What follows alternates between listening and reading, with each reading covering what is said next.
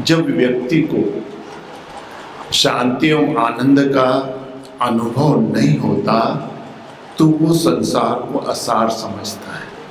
संसार को असार समझकर वो ऐसा शाश्वत सुख की चाह में लग जाता है, क्योंकि असार खलु संसारो दुख रूप विमोह का, ये संसार सारा का सारा दुख रूपी मोह का कारण है। इसलिए आदमी जब देख लेता है कि अब इस संसार में कोई सार नहीं है, तो वो कुछ ऐसे शाश्वत ज्ञान के लिए, ऐसे ब्रह्म ज्ञान के लिए, ऐसा सुख जिसका कभी अक्षय सुख के लिए निकल पड़ता है, अक्षय सुख, अक्षय आनंद के लिए। और वो फिर ये भी जानने की इच्छा करता है कि ये सृष्टि के गुणतम रहस्य क्या है, उन रहस्यों को जानने की वो जिज्ञासा करता है। वह निरंतर इस चिंतन में लगा रहता है कि वो जानना चाहता है कि इस सृष्टि का आखिर आधार क्या है, कौन है इस सृष्टि का संचालक, इस सृष्टि इतना बड़ा संसार जगत है, ये कैसे संचालित होता है, कौन क्या जीव है, कौन ब्रह्म है, चेतन क्या है, अचेतन क्या है।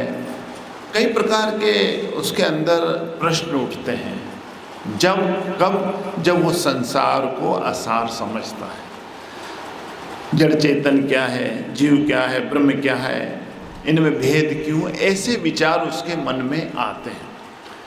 ईश्वर क्या है, माया क्या है, जन्म मरण क्या है, इस प्रकार के अनेक प्रश्न उच्च मानव वाले व्यक्ति के मन में उत्पन्न होते रहते हैं।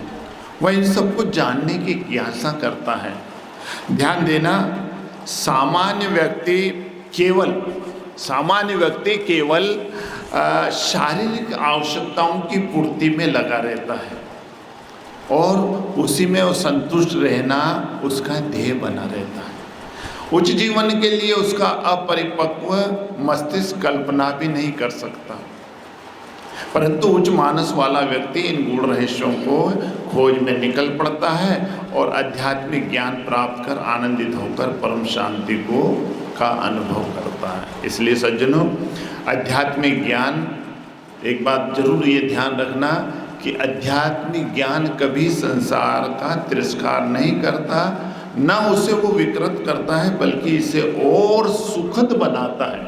सुखद तो उसकी पहचान कभी भी भौतिक साधनों से आंकी नहीं जाती, वह उसकी उच्च मानसिकता एवं आध्यात्मिक उपलब्धि से ही आंकी जाती है, चाहे वह भौतिक साधनों में कितना ही क्यों न विपन्न हो।